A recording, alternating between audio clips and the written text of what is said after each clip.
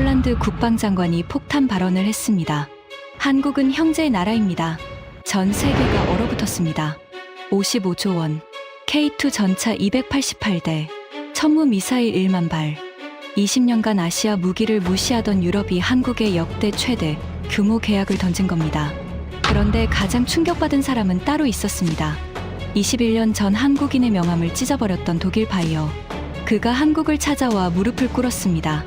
그 충격적인 전말을 지금 공개합니다. 시작하기 전 구독과 좋아요, 그리고 대한민국 화이팅 댓글로 한국을 응원해주세요. 저는 그 뉴스를 보는 순간 다리에 힘이 풀렸습니다. 서울 본사 15층 회의실. 점심시간이 막 끝난 오후 1시였습니다. 회의실 대형 스크린에는 CNN 속보가 흘러나오고 있었고, 저를 포함한 유럽사업본부 직원 12명은 숨죽이고 그 화면을 바라보고 있었습니다. 브레이킹 뉴스. 폴란드, 한국과 역대 최대 규모 방산 계약 체결. 총 규모 55조 원. 저는 손에 들고 있던 커피잔을 내려놓았습니다. 손이 떨려서 더 이상 들고 있을 수가 없었거든요. 심장이 미친 듯이 뛰기 시작했고 눈앞이 흐려지는 것 같았습니다. 55조 원. 한국 방산 역사상 단일 국가 최대 수출 계약이었습니다. 화면이 바뀌었습니다. 폴란드 바르샤바 국방부 청사 앞.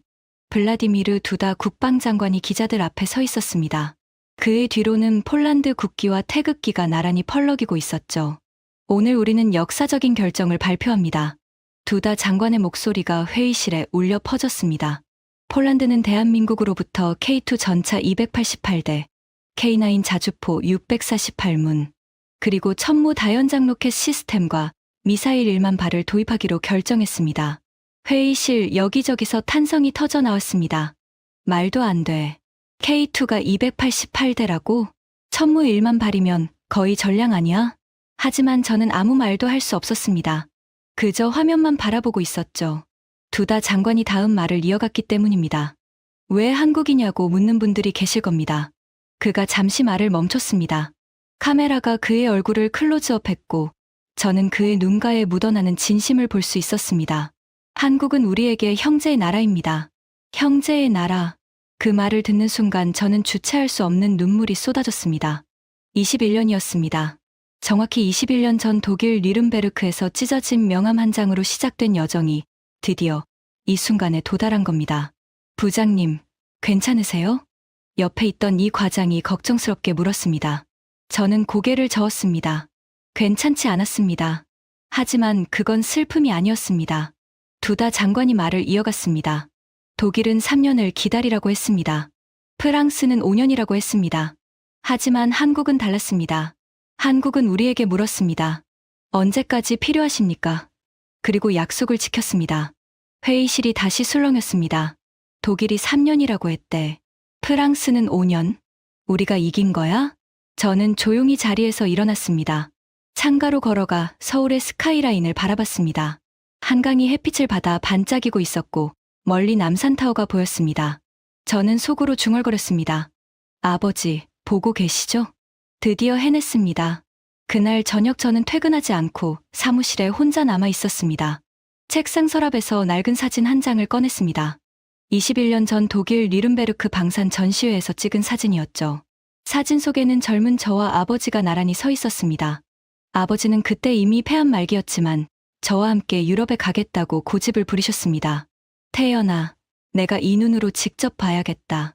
우리 무기가 유럽 땅을 밟는 순간을. 아버지의 그 말씀이 아직도 귓가에 생생합니다. 하지만 그날 우리가 밟은 건 유럽 땅이 아니라 굴욕의 땅이었습니다. 저는 사진을 내려놓고 눈을 감았습니다. 21년 전 그날의 기억이 파도처럼 밀려왔습니다. 21년 전 가을이었습니다. 독일 뉘른베르크 국제방산 전시회장. 세계 최대 규모의 방산 박람회였습니다. 저는 당시 32살, 방산 수출팀에 배치된 지 3년 차 대리였습니다. 전시장은 축구장 10개를 합친 것보다 더 넓었습니다. 천장에는 거대한 조명이 빛나고 있었고 바닥에는 각국의 최신 전차와 장갑차들이 전시되어 있었습니다. 기름 냄새와 금속 냄새가 섞인 공기가 코를 찔렀고 여기저기서 영어, 독일어, 프랑스어가 뒤섞여 들려왔습니다. 저는 아버지의 휠체어를 밀며 전시장을 걸었습니다. 아버지는 산소 호흡기를 달고 계셨지만 눈빛만은 형형하게 빛나고 있었습니다. 저기 봐라, 태연아. 레오파드 2 전차다. 아버지가 독일 전시관을 가리키며 말씀하셨습니다. 레오파드 2는 당시 세계 최강의 전차로 불리던 독일의 자존심이었죠. 우리 K1도 저 정도는 된다. 아니, 몇 년만 더 투자하면 저것보다 나아질 거야. 아버지의 목소리에는 확신이 담겨 있었습니다. 아버지는 평생을 한국 방산에 바친 분이셨거든요.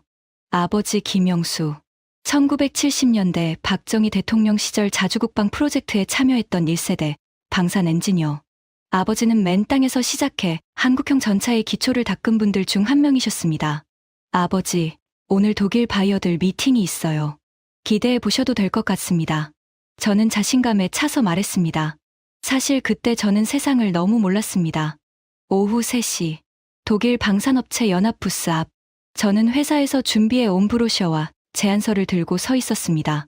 옆에는 통역을 맡은 김 대리가 함께 있었고, 아버지는 조금 떨어진 곳에서 휠체어에 앉아 지켜보고 계셨습니다. 부스 안에서 양복을 빳빳하게 차려입은 중년 남자가 나왔습니다. 금발에 푸른 눈, 전형적인 독일인의 외모였습니다. 가슴에 달린 명찰에는 한스 에무열, Director of International Sales라고 적혀 있었습니다. 한스 밀러. 그 이름을 저는 21년 동안 단 하루도 잊은 적이 없습니다. 안녕하십니까. 저는 한국에서 온 김태연입니다. 저는 최대한 밝은 표정으로 인사했습니다. 그리고 명함을 두 손으로 공손하게 내밀었습니다. 한스 밀러는 제 명함을 받아들었습니다. 그리고 한번 힐끗 쳐다보더니 코웃음을 쳤습니다. 코리아. 한국에서 방산을 수출하러 왔다고요? 그의 목소리에는 숨길 수 없는 비웃음이 담겨 있었습니다. 저는 당황하지 않으려고 애썼습니다.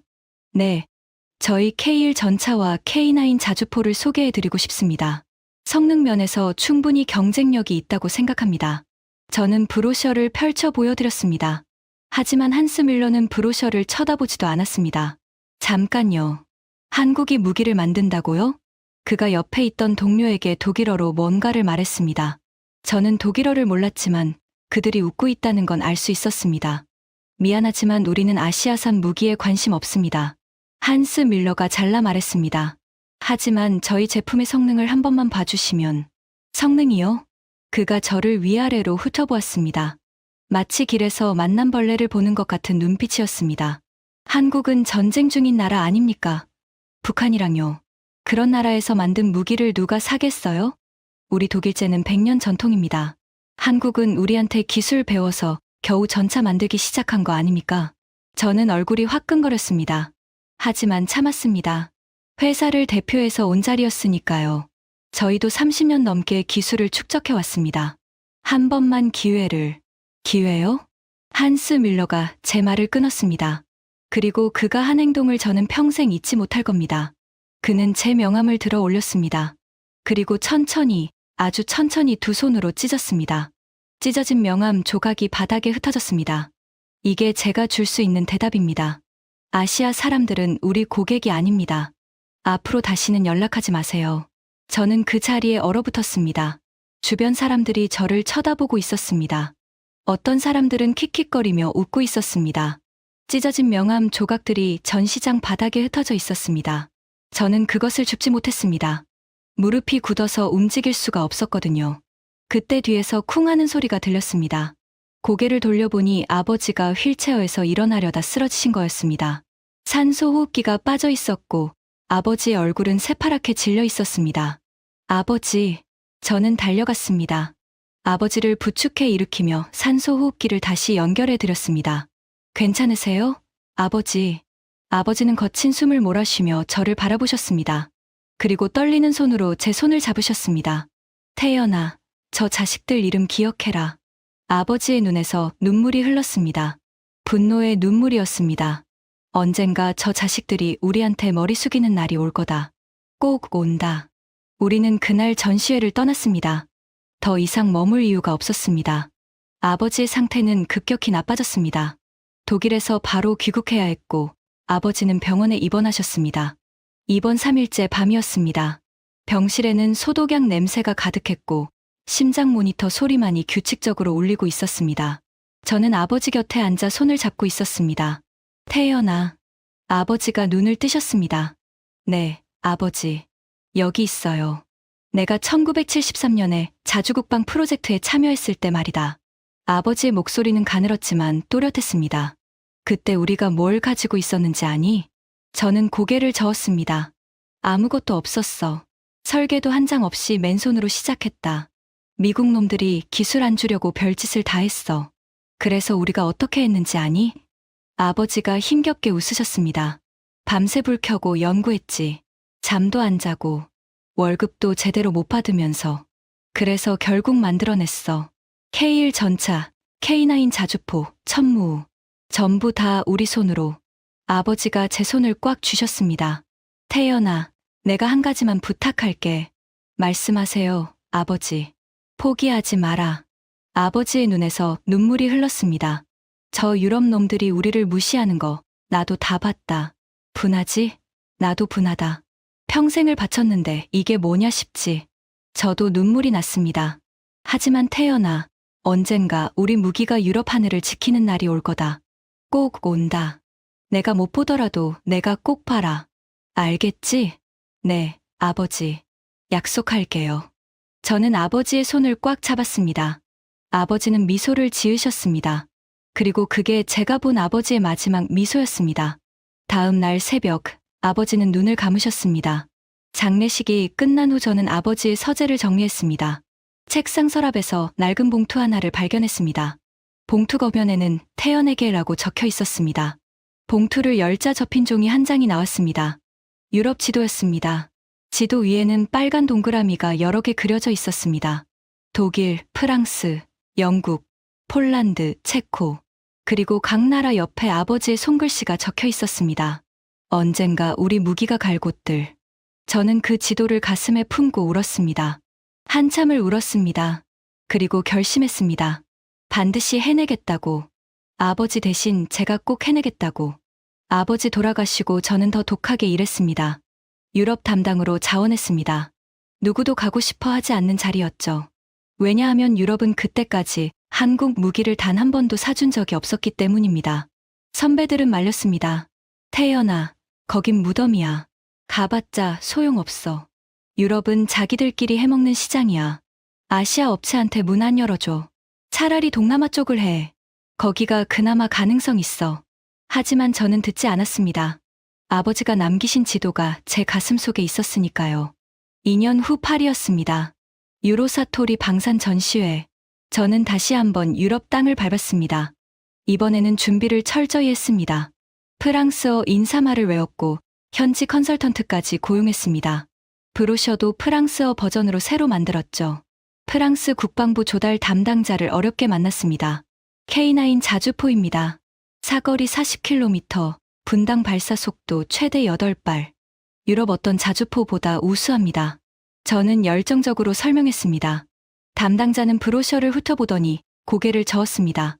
미안하지만 우리는 CASAR가 있어요. 프랑스제로 충분합니다. 하지만 성능 비교를 해보시면 됐어요. 담당자가 손을 저었습니다. 한국이 좋은 무기를 만드는 건 알아요. 하지만 유럽에서 아시아 무기를 쓰면 어떻게 되는지 아세요? 정치적 문제가 생겨요. 우리는 유럽산을 써야 해요. 미안합니다. 문이 닫혔습니다. 3년 후 런던이었습니다. 영국 국방부 관계자와의 미팅. 이번에는 진짜 가능성이 있다고 생각했습니다. 영국은 유럽 내에서 그나마 열린 편이었거든요. 회의실에서 2시간 동안 프레젠테이션을 했습니다. K2 전차의 성능, K9 자주포의 전투 실적, 천무의 정밀도, 모든 걸 숫자와 데이터로 보여드렸습니다. 영국 담당자는 고개를 끄덕였습니다. 인상적이네요. 확실히 좋은 제품입니다. 저는 희망이 생겼습니다. 그럼 다음 단계로. 하지만 지금은 어렵습니다. 담당자가 말했습니다. 북한 문제가 있잖아요. 만약 한반도에 전쟁이 나면 어떡하죠? 부품 공급이 끊기면. 유지보수는요? 리스크가 너무 커요. 저희가 유럽의 부품 창고를 구축할 수 있습니다. 현지 서비스 센터도. 그래도 안 됩니다. 담당자가 고개를 저었습니다. 솔직히 말씀드릴게요. 영국 의회가 아시아 무기 도입을 승인할 리가 없어요. 정치적으로 불가능합니다. 죄송합니다. 또 문이 닫혔습니다. 그 후로도 저는 포기하지 않았습니다. 바르샤바, 프라하, 빈, 헬싱키, 스톡홀름, 유럽 전역을 돌아다녔습니다. 매년 최소 10번은 유럽행 비행기를 탔습니다. 10년 동안 그렇게 다녔습니다. 결과는 항상 같았습니다. 한국 제품은 좋은데 지금은 어렵습니다. 아시아 무기는 정치적으로 민감해요. 유럽 내 조달 규정상 불가능합니다. 다음에 연락드릴게요. 다음은 오지 않았습니다. 가장 아팠던 건 18년 전 바르샤바였습니다. 아이러니하게도 지금 우리의 최대 고객이 된 폴란드. 그때 폴란드는 저를 가장 크게 실망시킨 나라였습니다. 폴란드 국방부 회의실. 저는 천무 다연장 로켓 시스템을 소개하고 있었습니다. 천무는 사거리 80km까지 정밀 타격이 가능합니다. GPS 유도 시스템을 탑재해서 오차 범위가 10m 이내입니다. 폴란드 담당자들은 관심을 보이는 것 같았습니다. 가격은요? 미국 하이마스의 70% 수준입니다. 그러면서 성능은 동급입니다. 흥미롭네요. 담당자들이 서로 눈짓을 주고받았습니다. 저는 마음속으로 기도했습니다. 제발 이번만은. 제발. 하지만요, 김 부장님. 수석 담당자가 말했습니다. 우리는 나토 회원국입니다. 나토 표준에 맞는 무기를 써야 해요. 한국 무기는 아무리 좋아도 나토 표준이 아니에요. 호환성 문제가 있습니다. 저희가 나토 규격에 맞춰 개조할 수 있습니다. 그래도요. 담당자가 한숨을 쉬었습니다. 솔직히 말씀드릴게요. 우리가 아시아 무기를 쓰면 독일이 싫어해요. 프랑스도요. 유럽연합 내에서 우리 입지가 좁아져요. 정치적인 문제입니다. 저는 더 이상 할 말이 없었습니다. 미안합니다. 좋은 제품인 건 압니다. 하지만 지금은 안 됩니다. 그날 저는 바르샤바 호텔 방에서 혼자 울었습니다. 아버지가 남기신 지도를 꺼내봤습니다.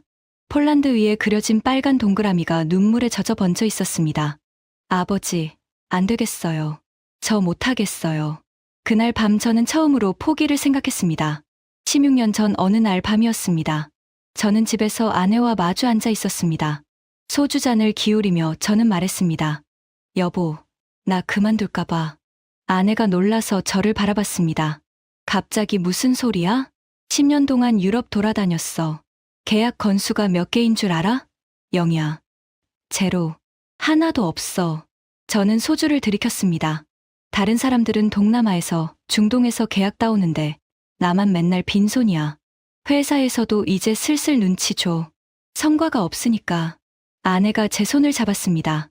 당신 아버지가 뭐라고 하셨는지 기억나? 저는 고개를 들었습니다. 포기하지 말라고 하셨잖아. 언젠가 우리 무기가 유럽 하늘을 지키는 날이 올 거라고. 그거야 아버지 바람이었지. 현실은 달라.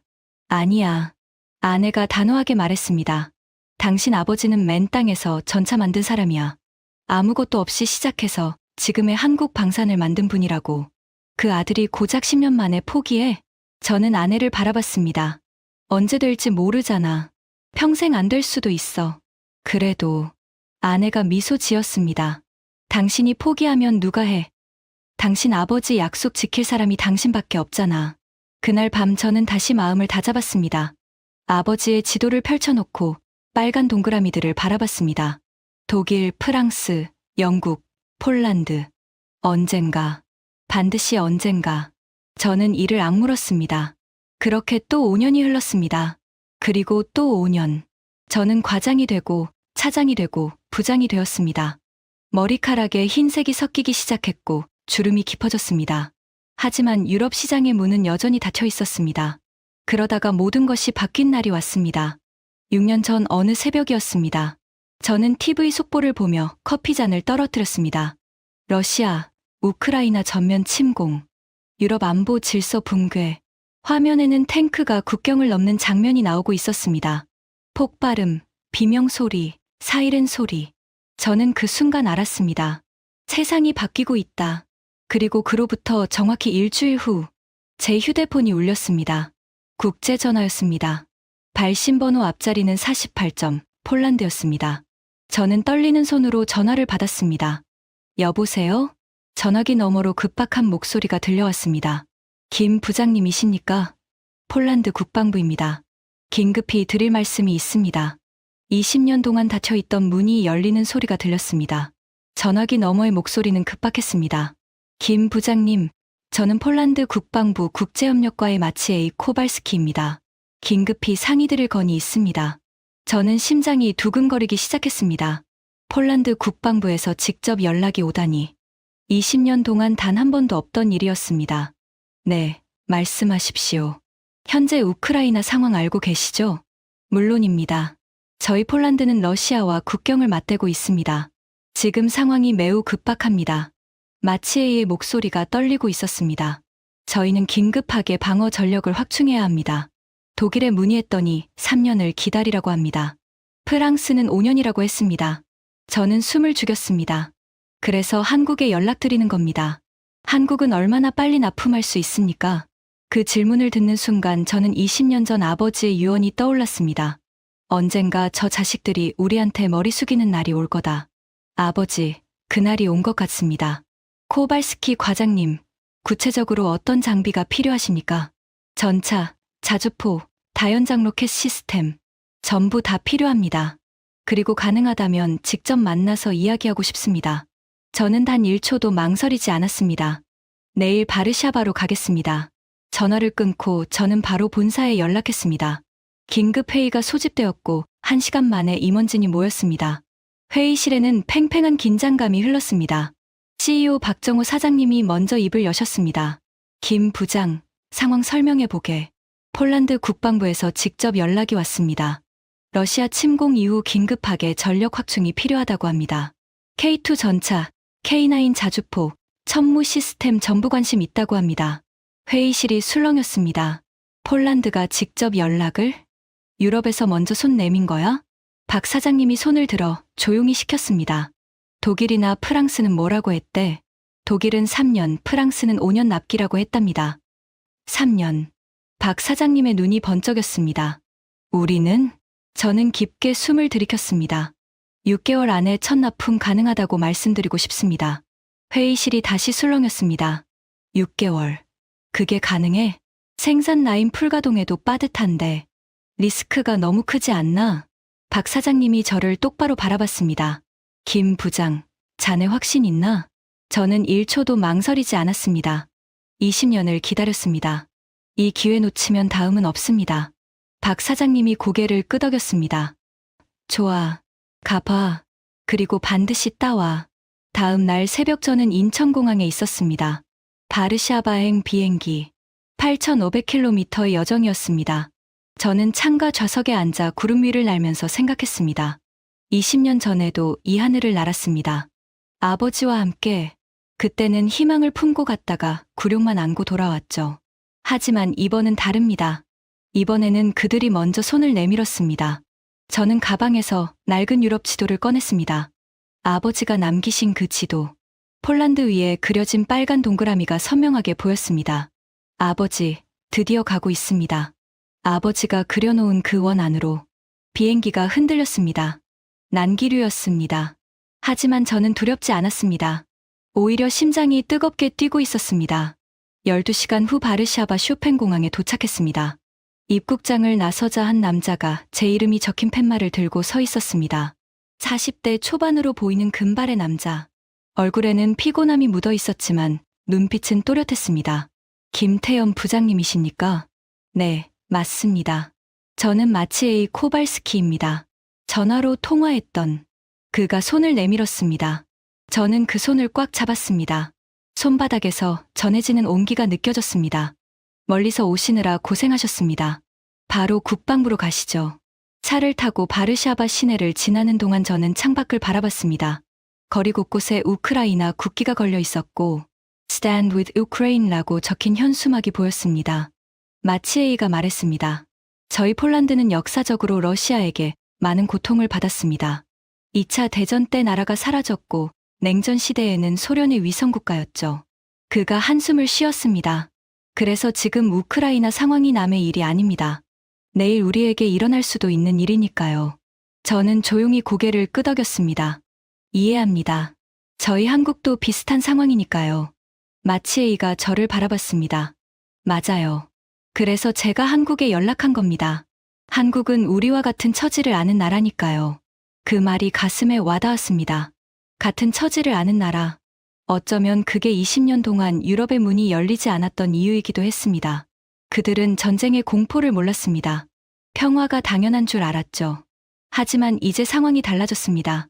폴란드 국방부 청사는 바르샤바 시내 중심에 있었습니다. 거대한 석조 건물이었고 정문에는 폴란드 국기와 나토 깃발이 나란히 펄럭이고 있었습니다.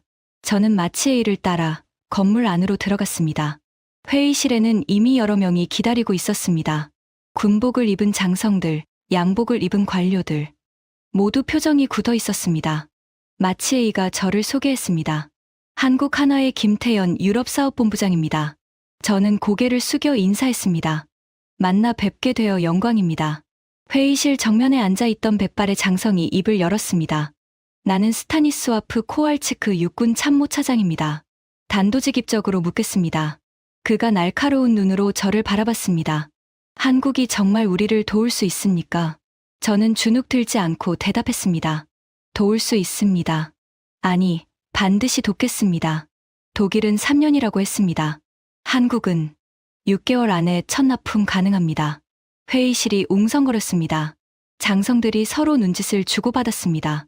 6개월이라고요? 어떻게 그게 가능합니까? 저희는 24시간 생산 체제를 가동할 수 있습니다. 그리고 이미 상당량의 재고가 있습니다. 저는 준비해 온 자료를 펼쳤습니다. K2 전차입니다. 세계 최고 수준의 복합 장갑과 자동 장전 시스템을 갖추고 있습니다. 독일 레오파드 2와 비교해도 전혀 뒤지지 않습니다. 장성들이 자료를 들여다봤습니다. K9 자주포입니다. 분당 최대 8발 발사 가능하고 사거리는 40km입니다. 이미 노르웨이, 핀란드, 에스토니아, 호주 등 여러 나라에서 운용 중입니다. 유럽 국가들도 이미 쓰고 있다고요? 네. 노르웨이는 K9을 도입한 뒤 게임 체인저라고 평가했습니다. 코왈치크 참모차장이 고개를 끄덕였습니다. 천무는요? 다연장 로켓 시스템입니다. 사거리 80km, GPS 유도 정밀 타격이 가능합니다. 미국 하이마스와 동급 성능이지만 가격은 70% 수준입니다.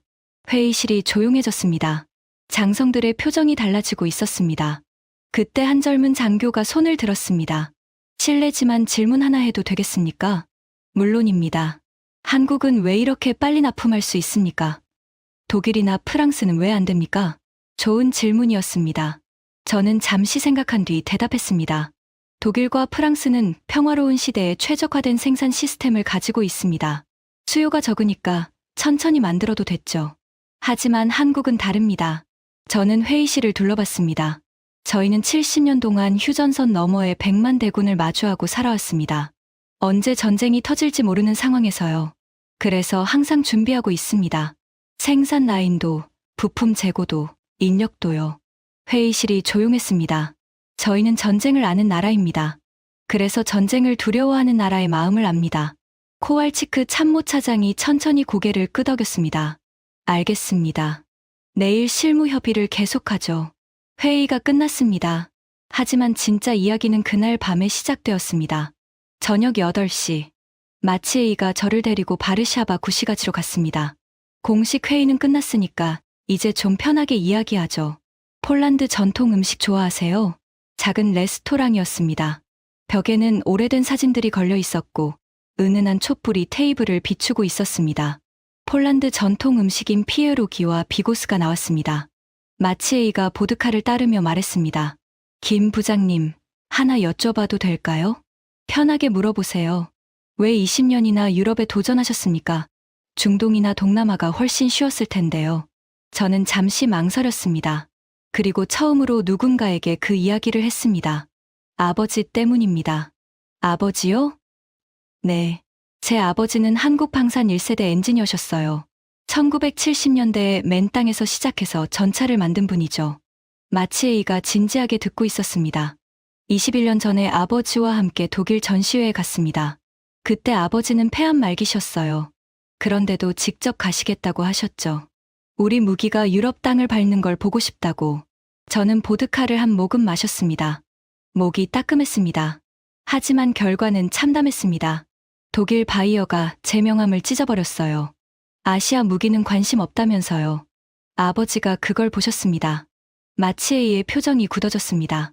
그 충격 때문인지 아버지 상태가 급격히 나빠졌어요. 귀국하고 일주일 만에 돌아가셨습니다. 정말 죄송합니다. 아버지가 돌아가시기 전에 유언을 남기셨어요. 저는 눈을 감았습니다. 포기하지 말라고. 언젠가 우리 무기가 유럽 하늘을 지키는 날이 올 거라고. 꼭 온다고. 마치에이가 아무 말 없이 저를 바라봤습니다. 그래서 20년 동안 포기하지 않았습니다. 파리에서 거절당하고, 런던에서 거절당하고, 바르샤바에서도 거절당했습니다. 저는 쓴웃음을 지었습니다. 사실 6년 전 이곳 바르샤바에서도 거절당했어요. 그때 코발스키 과장님 계셨는지 모르겠지만 마치에이가 고개를 끄덕였습니다. 저도 그때 실무진이었습니다. 기억합니다. 그랬군요. 그때는 정치적 상황이 달랐습니다. 독일과 프랑스 눈치를 봐야 했거든요. 마치에이가 한숨을 쉬었습니다. 하지만 이제 상황이 바뀌었습니다. 러시아 탱크가 국경 앞에 있는데 3년을 기다릴 수는 없잖아요. 그가 저를 똑바로 바라봤습니다. 김 부장님, 사실 제가 한국에 연락하자고 강력하게 주장했습니다. 왜요? 마치에이가 잠시 말을 멈췄습니다. 그리고 천천히 말했습니다. 저희 할아버지 때문입니다. 할아버지요? 네. 제 할아버지는 의사였습니다. 그리고 1950년에 한국에 갔습니다. 저는 숨이 멎는 것 같았습니다. 한국 전쟁 때요? 네. 폴란드 의료지원단 소속으로요. 저는 믿을 수 없었습니다. 마치에이가 계속 말했습니다. 폴란드는 한국전쟁 때 북한을 지원한 공산주의 국가였습니다. 하지만 제 할아버지는 달랐어요. 의사로서 부상자를 치료했는데 거기에는 남한 민간인들도 있었습니다. 마치에이의 눈이 촉촉해졌습니다. 할아버지가 돌아가시기 전에 저한테 말씀하셨어요. 한국 사람들은 정말 강인하다고. 전쟁통에서도 포기하지 않고 다시 일어서더라고. 그 나라는 반드시 크게 될 거라고. 저는 말을 잃었습니다. 그래서 저는 어렸을 때부터 한국에 관심이 있었습니다. 한국이 경제 기적을 이루는 걸 봤고, K-팝과 K-드라마가 세계를 휩쓰는 걸 봤고, 이제는 한국 무기가 세계 최고 수준이라는 걸 압니다. 마치에이가 손을 내밀었습니다. 할아버지의 인연으로 저는 한국과 폴란드를 연결하고 싶었습니다. 그게 제가 이 자리에 있는 이유입니다. 저는 그의 손을 잡았습니다. 손이 떨렸습니다. 코발스키 과장님, 마치에이라고 불러주세요. 마치에이, 감사합니다. 정말 감사합니다. 그날 밤 우리는 새벽 2시까지 이야기를 나눴습니다. 한국전쟁 이야기, 폴란드 역사 이야기, 그리고 각자의 아버지와 할아버지 이야기. 저는 그날 밤 깨달았습니다. 이건 단순한 무기 거래가 아니었습니다. 70년 전 전쟁터에서 시작된 인연이 지금 이 순간 다시 이어지고 있었습니다. 호텔로 돌아가는 길, 저는 밤하늘을 올려다봤습니다. 바르샤바의 별들이 반짝이고 있었습니다. 아버지, 보고 계시죠? 이상한 인연이죠? 70년 전 전쟁에서 시작된 인연이 지금 저를 여기로 이끌었습니다. 반드시 해내겠습니다. 하지만 순탄하지 않았습니다. 협상이 시작되고 며칠이 지나자 이상한 일들이 벌어지기 시작했습니다. 독일 언론에 기사가 나왔습니다. 폴란드, 아시아 무기 도입 검토, 나토 표준 무시하나? 한국 무기의 품질 문제, 전문가들 우려, 유럽 안보를 아시아에 맡겨도 되는가? 저는 그 기사들을 보며 이를 악물었습니다. 시작됐구나. 마치에이가 전화를 걸어왔습니다. 김 부장님, 문제가 생겼습니다. 무슨 일입니까? 내부에 반대 세력이 있습니다. 친독일파 장성들이에요. 한국 무기 도입을 막으려고 합니다. 예상했습니다. 그리고 프랑스에서 로비스트가 왔습니다. 상당히 거물이에요. 저는 한숨을 쉬었습니다. 누군데요? 소피아 드발. 프랑스 방산업계에서 철의 여인으로 불리는 사람입니다. 다음 날 폴란드 국방부에서 다시 회의가 열렸습니다. 회의실에 들어서자 낯선 얼굴이 있었습니다. 50대 초반의 여성, 금발의 날카로운 눈매, 샤넬 정장을 빳빳하게 차려입고 있었습니다. 소피아 드발이었습니다. 그녀가 저를 보자 입꼬리를 올렸습니다. 아, 한국에서 오셨군요. 반갑습니다. 말투는 정중했지만 눈빛은 차가웠습니다. 회의가 시작되었습니다. 소피아가 먼저 발언권을 얻었습니다. 존경하는 폴란드 국방부 관계자 여러분. 저는 유럽 안보의 관점에서 몇 가지 우려를 말씀드리고 싶습니다. 그녀가 프레젠테이션을 시작했습니다. 한국 무기는 분명 가격 경쟁력이 있습니다. 하지만 몇 가지 중요한 문제가 있습니다. 화면에 지도가 나타났습니다. 한국과 폴란드 사이의 거리를 표시한 지도였습니다. 첫째, 거리 문제입니다. 한국과 폴란드는 8,500km 떨어져 있습니다. 부품 조달에 최소 2주가 걸립니다. 전쟁 상황에서 2주는 영원과 같습니다. 폴란드 장성들이 고개를 끄덕였습니다. 둘째, 호환성 문제입니다. 한국 무기는 나토 표준과 다릅니다. 탄약 호환이 안 되고 통신 체계도 다릅니다. 기존 유럽 무기와 연동이 어렵습니다. 화면이 바뀌었습니다. 셋째, 정치적 리스크입니다. 한국은 북한과 휴전 상태입니다. 만약 한반도에 전쟁이 나면 어떻게 됩니까? 한국 정부가 자국 방어를 위해 수출을 중단하면요. 소피아가 저를 바라봤습니다. 한국 측에서 이 우려에 대해 답변해 주시겠습니까? 모든 눈이 저를 향했습니다. 저는 천천히 일어났습니다. 손바닥에 땀이 났지만 목소리는 흔들리지 않게 했습니다. 좋은 질문입니다. 하나씩 답변 드리겠습니다. 저는 화면을 바꿨습니다. 첫째, 거리 문제. 맞습니다. 8,500km는 멉니다. 하지만 저희는 이미 해결책을 가지고 있습니다. 지도 위에 점이 찍혔습니다. 저희는 폴란드 내에 부품 창고와 정비센터를 구축할 예정입니다. 더 나아가 현지 생산 공장까지 계획하고 있습니다. 회의실이 술렁였습니다. 현지 생산이요? 네. 저희는 단순히 무기를 팔려는 게 아닙니다. 기술을 이전하고 폴란드가 스스로 생산할 수 있게 하려는 겁니다. 소피아의 표정이 굳어졌습니다. 둘째, 호환성 문제. 저희 K2 전차와 K9 자주포는 이미 나토 표준에 맞게 설계되어 있습니다. 실제로 노르웨이, 핀란드, 에스토니아에서 문제없이 운용 중입니다. 통신 체계도 나토 링크 16과 완벽하게 호환됩니다. 저는 자료를 펼쳤습니다. 셋째, 정치적 리스크. 솔직히 말씀드리겠습니다. 저는 소피아를 똑바로 바라봤습니다. 한국은 70년 동안 북한과 대치하면서도 단 한 번도 무기 수출 계약을 파기한 적이 없습니다. 전쟁 위험이 있기 때문에 오히려 더 철저하게 준비합니다. 그게 한국이 살아남은 방법이니까요. 회의실이 조용해졌습니다. 그리고 한 가지 더 말씀드리겠습니다. 저는 소피아를 바라봤습니다. 프랑스와 독일은 지금 폴란드에 몇 년을 기다리라고 합니까? 3년, 5년. 러시아 탱크가 국경에 있는데 3년을 기다리라고요? 소피아의 얼굴이 붉어졌습니다. 저희는 6개월 안에 첫 납품을 하겠습니다. 약속합니다. 유럽이 3년 걸리는 걸 우리는 6개월에 합니다. 그게 한국입니다. 회의실에 침묵이 흘렀습니다. 코왈치크 참모차장이 천천히 말했습니다.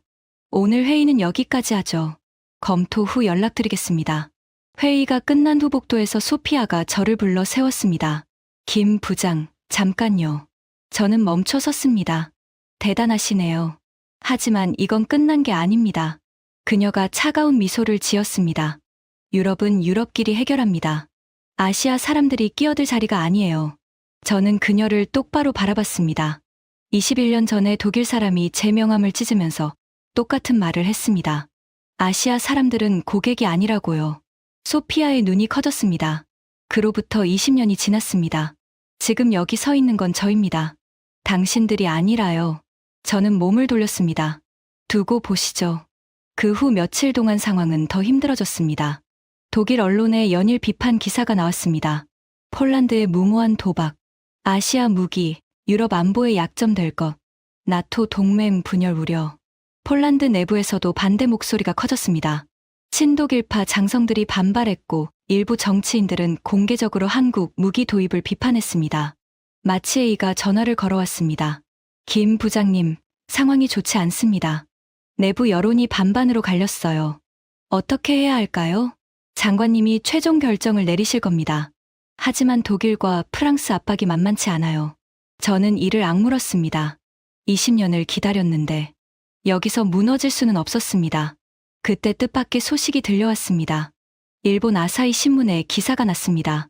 한국 방산, 아시아의 자존심, 유럽의 견제는 부당하다. 저는 기사를 읽으며 눈을 의심했습니다. 일본 언론이 한국을 두둔하는 기사를 쓴 거였습니다. 기사 내용은 이랬습니다. 한국 방산 산업의 성장은 아시아 전체의 성과다. 유럽이 아시아 무기를 폄하하는 것은 시대착오적 편견이다. K2 전차와 K9 자주포는 세계 최고 수준의 성능을 인정받았으며 이를 부정하는 것은 사실에 반한다. 마치에이가 그 기사를 보고 전화했습니다. 김 부장님, 일본 언론이 한국 편을 들었어요. 이건 처음 보는 일인데요. 저도 놀랐습니다. 이게 분위기를 바꿀 수 있을 것 같아요. 일본마저 인정했는데 유럽이 뭐라고 하겠어요.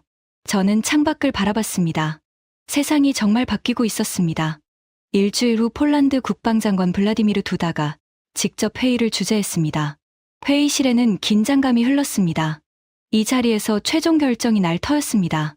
두다 장관이 입을 열었습니다.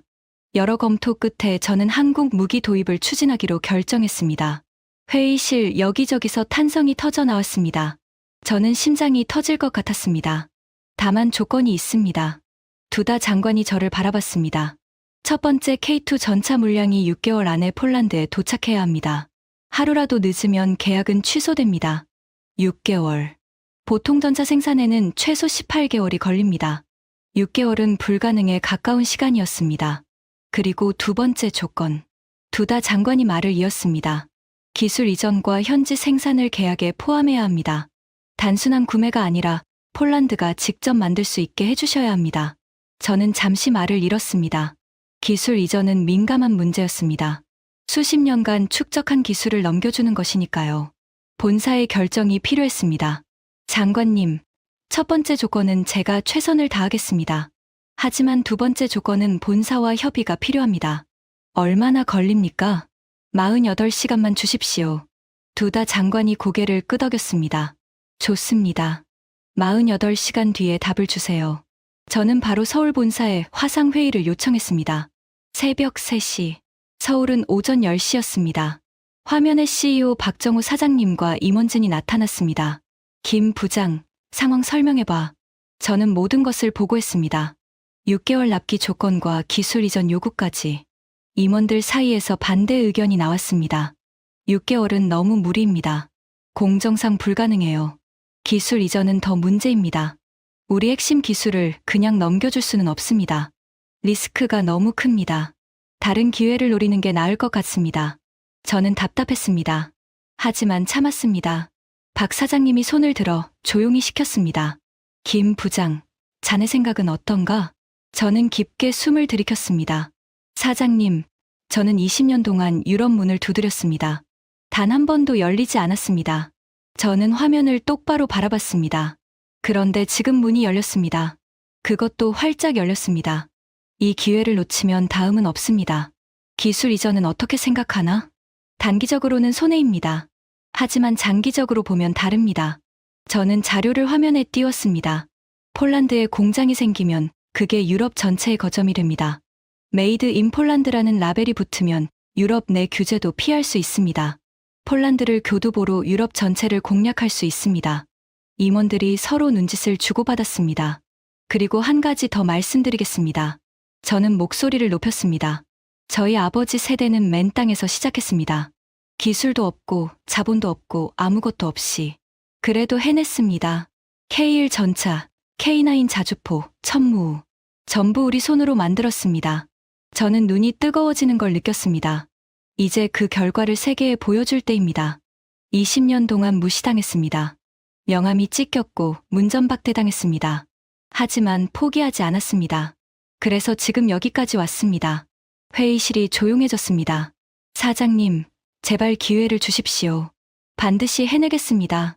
박 사장님이 한참 동안 아무 말 없이 저를 바라봤습니다. 그리고 천천히 입을 열었습니다. 김 부장. 네, 자네 아버지 김영수 선배님. 내가 신입 때 잠깐 뵌 적 있어. 저는 놀라서 사장님을 바라봤습니다. 그분이 그때 뭐라고 하셨는지 아나? 우리가 만든 무기가 언젠가 세계를 지킬 거다. 그날이 오면 내 인생은 성공한 거다. 그렇게 말씀하셨어. 박 사장님의 눈이 촉촉해진 것 같았습니다. 그 약속을 지킬 때가 된 것 같군. 사장님이 결단을 내렸습니다. 하겠다. 6개월 안에 납품하고 기술 이전도 한다. 전 공장 비상 가동 체제로 전환한다. 회의실이 술렁였습니다. 사장님, 정말입니까? 그렇다. 이건 단순한 사업이 아니야. 대한민국 방산의 자존심이 걸린 문제다. 박 사장님이 화면 너머로 저를 바라봤습니다. 김 부장, 반드시 따와. 그리고 반드시 해내. 저는 고개를 숙였습니다. 감사합니다. 반드시 해내겠습니다. 그로부터 6개월. 저는 창원 공장에서 거의 살다시피 했습니다. 24시간 3교대. 모든 생산 라인이 풀가동되었습니다. 엔지니어들은 집에도 못 가고 공장에서 쪽잠을 잤습니다. 납기 맞출 수 있겠습니까? 제가 생산 총괄 김진수 상무에게 물었습니다. 솔직히 빠듯합니다. 하지만 죽기 살기로 하고 있습니다. 김 상무가 피곤한 얼굴로 웃었습니다. 직원들한테 상황 설명했더니 다들 눈빛이 달라지더라고요. 20년 만에 유럽 진출이라면서요. 이거 해내면 역사에 남는 거라면서 야근 자원자가 넘쳐납니다. 저는 가슴이 뭉클했습니다. 고맙습니다. 정말 고맙습니다. 그렇게 6개월이 흘렀습니다. 드디어 그날이 왔습니다. 폴란드 그디니아 항구 K2 전차 첫 물량이 도착하는 날이었습니다. 저는 마치에이와 함께 항구에 서 있었습니다.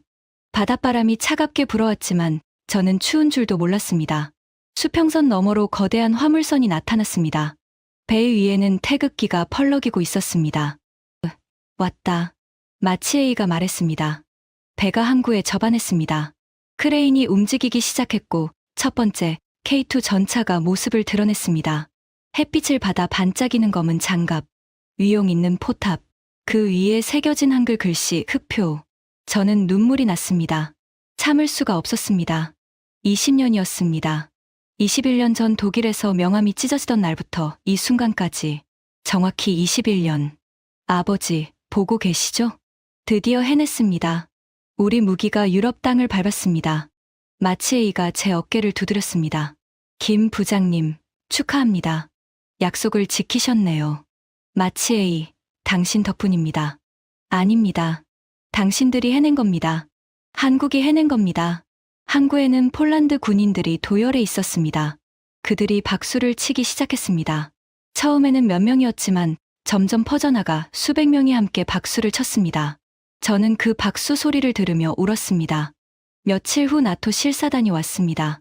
미국, 영국, 독일, 프랑스에서 온 군사 전문가들이 K2 전차를 직접 평가했습니다.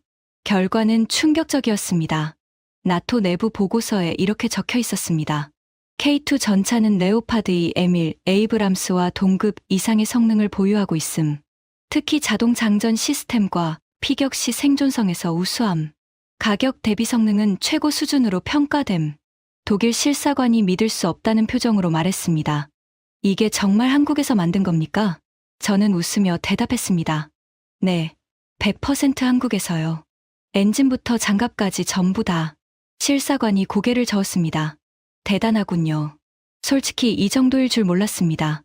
그 후 연수의 반응이 시작되었습니다. 에스토니아에서 연락이 왔습니다. K9 자주포에 관심 있습니다. 미팅 가능합니까? 라트비아에서도 연락이 왔습니다. 천무 시스템 도입을 검토하고 싶습니다. 리투아니아, 핀란드, 노르웨이까지 발트의 연안 국가들이 줄줄이 연락을 해왔습니다. 마치에이가 웃으며 말했습니다. 김 부장님, 이제 시작입니다. 폴란드는 첫 번째일 뿐이에요. 저는 고개를 끄덕였습니다. 알고 있습니다. 하지만 아직 끝난 게 아닙니다. 무슨 말씀이세요? 고르프 공장이 완공되어야 합니다. 그래야 진짜 시작이에요. 저는 창밖을 바라봤습니다.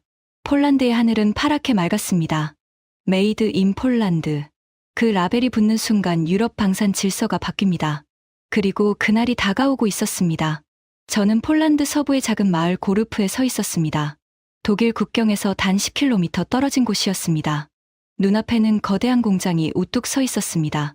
축구장 20개 크기의 부지, 최첨단 자동화 생산 라인, 그리고 공장 정문에는 2개의 깃발이 나란히 펄럭이고 있었습니다.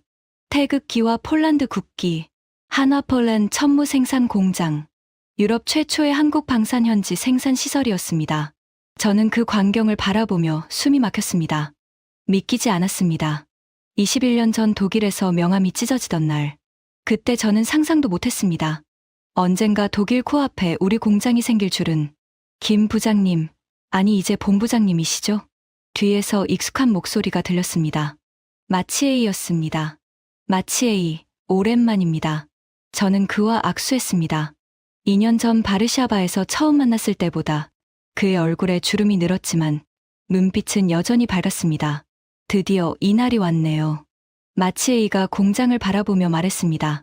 솔직히 처음에는 저도 반신반의했습니다. 한국 회사가 정말 폴란드에 공장을 지을까? 기술을 정말 이전해 줄까? 하지만 당신들은 해냈습니다. 저는 고개를 끄덕였습니다. 약속은 지키는 겁니다. 그게 한국 사람들이에요. 공장 앞에는 이미 수백 명의 사람들이 모여 있었습니다. 폴란드 정부 관계자들, 군 장성들, 그리고 현지에서 고용된 노동자들. 그런데 이상한 광경이 보였습니다. 폴란드 노동자들이 태극기를 들고 있었습니다. 한두 명이 아니라 수십 명이. 그들이 저를 보자 환호성을 지르기 시작했습니다. 코레아, 코레아. 저는 당황했습니다. 마치에이, 저게 뭡니까? 마치에이가 웃으며 말했습니다. 노동자들이 자발적으로 준비한 겁니다. 이 공장 덕분에 2,500명이 일자리를 얻었거든요. 고르프는 원래 쇠락하던 마을이었는데 이제 활기를 되찾았습니다. 저는 가슴이 뭉클해졌습니다. 한 노동자가 다가왔습니다. 50대 중반쯤 되어 보이는 남자였습니다. 그가 서툰 영어로 말했습니다. 땡큐, 코리아. 마이 son. He has job now. Because of you. 그의 눈에 눈물이 고여 있었습니다. 저도 눈물이 났습니다. 저야말로 감사합니다. 폴란드가 저희를 믿어줬으니까요. 오전 11시. 준공식이 시작되었습니다. 연단 위에 폴란드 국방장관 블라디미르 두다가 올라갔습니다. 그의 뒤로는 거대한 천무 발사대가 전시되어 있었습니다. 그 위에는 Made in Poland라는 글씨가 새겨져 있었습니다. 두다 장관이 마이크를 잡았습니다. 오늘은 역사적인 날입니다. 그의 목소리가 광장에 울려 퍼졌습니다. 2년 전 저는 한국과의 방산협력을 발표하면서 한국을 형제의 나라라고 불렀습니다. 많은 사람들이 의아해했습니다.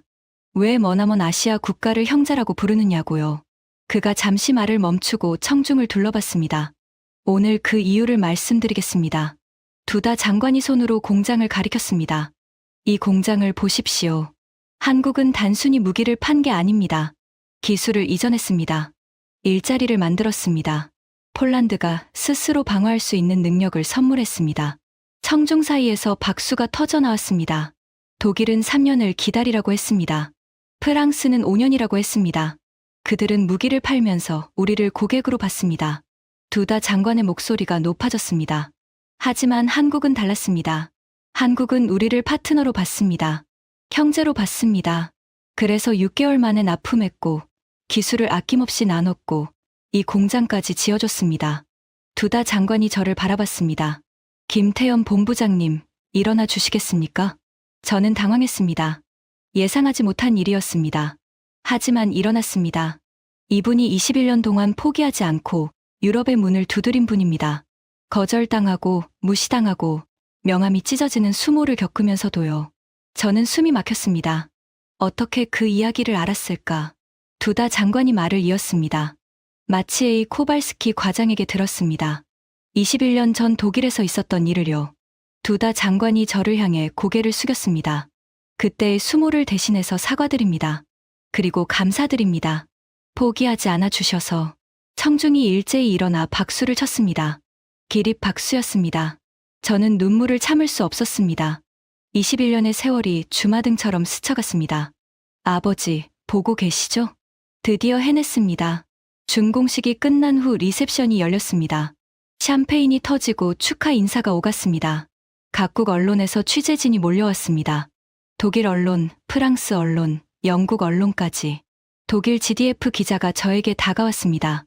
김 본부장님, 인터뷰 가능하십니까? 네, 괜찮습니다. 솔직히 여쭤보겠습니다. 이 공장이 독일 국경에서 10km 거리에 있다는 게 의도된 건가요? 저는 잠시 생각했습니다. 그리고 솔직하게 대답했습니다. 아니요. 순전히 물류와 인프라 조건 때문에 이 위치가 선정되었습니다. 하지만 아이러니한 건 사실입니다. 어떤 아이러니요? 21년 전 독일에서 저는 아시아 무기는 관심 없다는 말을 들었습니다. 그런데 지금 독일 코앞에 한국 공장이 생겼으니까요. 기자가 고개를 끄덕였습니다. 독일 방산업계가 충격을 받았다는 보도가 있습니다. 충격받을 필요 없습니다. 저희는 경쟁자가 아니라 파트너가 되고 싶습니다. 함께 협력하면 더 좋은 결과를 만들 수 있습니다. 저는 진심이었습니다. 21년 전에는 저도 분노했습니다. 하지만 지금은 다릅니다. 복수가 아니라 인정받고 싶었던 겁니다. 그리고 이제 인정받았으니까요. 그날 저녁 뉴스에 고르프 공장 소식이 대서특필되었습니다. CNN, 한국 방산, 유럽 심장부의 교두보 확보, BBC, 폴란드 한국 방산동맹, 유럽 안보 지형 바꾸나, 그리고 놀라운 헤드라인도 있었습니다. 독일 슈피겔, 한국에게 배워야 할 때다. 우리는 왜 뒤처졌나. 저는 그 기사를 읽으며 믿을 수 없었습니다. 21년 전 저를 무시하던 나라가 이제 배워야 한다고 말하고 있었습니다. 마치에이가 웃으며 말했습니다. 김 본부장님, 이제 시작입니다. 에스토니아, 라트비아, 리투아니아가 공식 도입을 결정했고 핀란드와 노르웨이도 추가 계약을 논의 중입니다. 연쇄 반응이군요. 네, 폴란드가 첫 번째 도미노였습니다. 이제 유럽 전체가 넘어가고 있어요. 저는 창밖을 바라봤습니다. 고르프 공장의 불빛이 밤하늘을 밝히고 있었습니다. 아버지가 그리셨던 빨간 동그라미들, 독일, 프랑스, 영국, 폴란드, 하나씩 현실이 되고 있었습니다. 리셉션이 끝나갈 무렵이었습니다. 누군가 제 어깨를 두드렸습니다. 김 부장, 아니 김 본부장이라고 해야 하나? 저는 뒤를 돌아봤습니다. 그리고 숨이 멎었습니다. 금발의 푸른 눈, 70대 중반의 노인. 하지만 그 얼굴은 21년이 지나도 잊을 수 없었습니다. 한스 밀러. 21년 전 뉘른베르크에서 제 명함을 찢었던 바로 그 사람이었습니다. 당신이 왜 여기에? 저는 말을 잇지 못했습니다. 심장이 미친 듯이 뛰었습니다. 온몸이 굳어버린 것 같았습니다. 한스 밀러가 천천히 말했습니다. 오늘 뉴스에서 당신을 봤어요. 21년 전 뉘른베르크 이야기를 듣고 당신을 찾아왔습니다. 그가 저를 똑바로 바라봤습니다. 사과하러 왔습니다. 저는 아무 말도 할 수 없었습니다. 한스 밀러가 주머니에서 무언가를 꺼냈습니다. 낡은 명함 조각이었습니다. 테이프로 붙여져 있었습니다. 그날 찢었던 당신 명함입니다. 당신이 떠난 후에 주었어요. 저는 그 명함을 바라봤습니다. 21년 전 제 이름이 적힌 명함. 찢어진 조각들이 어설프게 붙어 있었습니다. 왜 이걸 가지고 있었습니까? 한스 밀러가 한숨을 쉬었습니다. 그날 이후로 계속 마음에 걸렸습니다. 휠체어에 앉아 계시던 노인분이 쓰러지는 걸 봤어요. 당신 아버지셨죠? 저는 고개를 끄덕였습니다. 나중에 알았습니다. 그분이 얼마 후에 돌아가셨다는 거요. 방산업계는 좁아서 소문이 돌더군요. 한스 밀러의 눈이 촉촉해졌습니다. 그때 나는 오만했습니다. 독일 방산은 100년 전통이니까 아시아 사람들은 상대도 안 된다고 생각했죠. 하지만 틀렸습니다. 그가 고개를 숙였습니다. 당신들이 옳았습니다. 한국은 해냈습니다. 그것도 우리보다 더 잘 해냈습니다. 정말 죄송합니다. 저는 한참 동안 아무 말도 하지 못했습니다. 21년 동안 이 순간을 상상했습니다. 저를 무시했던 사람이 사과하는 순간을요. 그때는 통쾌할 거라고 생각했습니다. 복수의 달콤함을 느낄 거라고요. 하지만 막상 그 순간이 오니 다른 감정이 밀려왔습니다. 슬픔이었습니다. 아버지가 이 순간을 보지 못하셨다는 슬픔. 저는 천천히 손을 내밀었습니다. 괜찮습니다. 저도 그때 아버지를 잃고 오랫동안 분노했습니다. 하지만 이제는 이해합니다. 한스 밀러가 제 손을 잡았습니다. 당신 아버지께 직접 사과드리고 싶었는데 늦어서 죄송합니다. 저는 고개를 저었습니다. 아버지는 원한을 품으신 분이 아닙니다. 오히려 이렇게 말씀하셨을 거예요. 결국 해냈잖아. 그걸로 된 거야. 한스 밀러가 미소 지었습니다. 좋은 아버지셨군요. 네, 최고의 아버지였습니다. 일주일 후 저는 한국으로 돌아왔습니다. 인천공항에 도착하자마자 저는 택시를 타고 한 곳으로 향했습니다. 경기도 광주의 작은 공원묘원. 아버지가 잠들어 계신 곳이었습니다. 묘지에 도착하니 해가 지고 있었습니다. 소나무 사이로 붉은 노을이 번지고 있었고 어디선가 새소리가 들려왔습니다. 저는 아버지 묘비 앞에 무릎을 꿇었습니다. 아버지, 왔습니다. 묘비에는 이렇게 적혀 있었습니다. 김명수. 평생을 대한민국 방위산업에 바친 엔지니어. 1943-2003. 저는 가방에서 낡은 지도를 꺼냈습니다.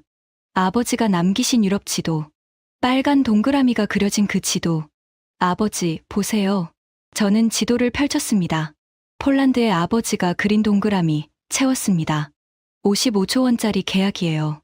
천무 1만 발, K2 전차 288대, K9 자주포 648문. 바람이 불어 소나무 가지가 흔들렸습니다. 공장도 지었어요. 독일 국경에서 10km 떨어진 곳에요. 거기서 폴란드 사람들이 우리 무기를 만들고 있습니다. 메이드 인 폴란드, 테크놀로지 바이 코리아. 저는 눈물을 닦았습니다. 그리고 아버지, 그날 명함 찢었던 독일 사람 있잖아요. 한스 밀러. 그 사람이 사과하러 왔어요. 21년 만에요. 소나무 사이로 별이 하나 떠오르고 있었습니다. 아버지 말씀이 맞았어요. 언젠가 저 자식들이 우리한테 머리 숙이는 날이 올 거다. 그 말씀요. 진짜 왔어요. 저는 한참 동안 말없이 앉아 있었습니다. 아버지, 저 이제 뭘 해야 할까요? 바람이 다시 불었습니다. 나무잎이 바스락거렸습니다. 그때 문득 아버지 목소리가 들리는 것 같았습니다. 태연아, 이제 시작이야. 다음 세대한테 물려줘. 내가 받은 것처럼. 저는 눈을 감았습니다. 맞습니다. 이건 끝이 아니라 시작이었습니다. 아버지 세대는 맨 땅에서 시작해서 K1 전차를 만들었습니다. 제 세대는 그걸 세계에 알렸습니다.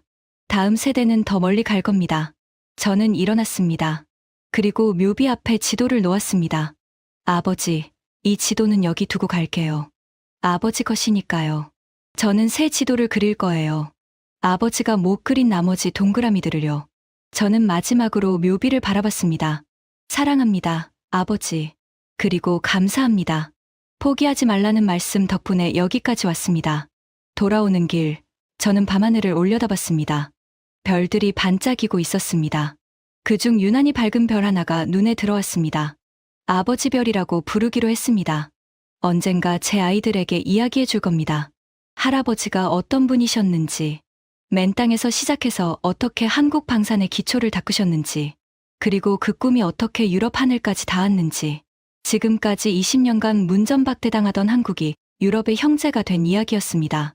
우리 아버지 세대가 맨 땅에서 일군 기술이 이제 세계를 지키고 있습니다. 이 자랑스러운 이야기를 주변에 널리 공유해 주세요. 작은 자부심이 큰 대한민국을 만듭니다. 구독과 좋아요도 부탁드립니다. 지금까지 감동테라였습니다. 감사합니다.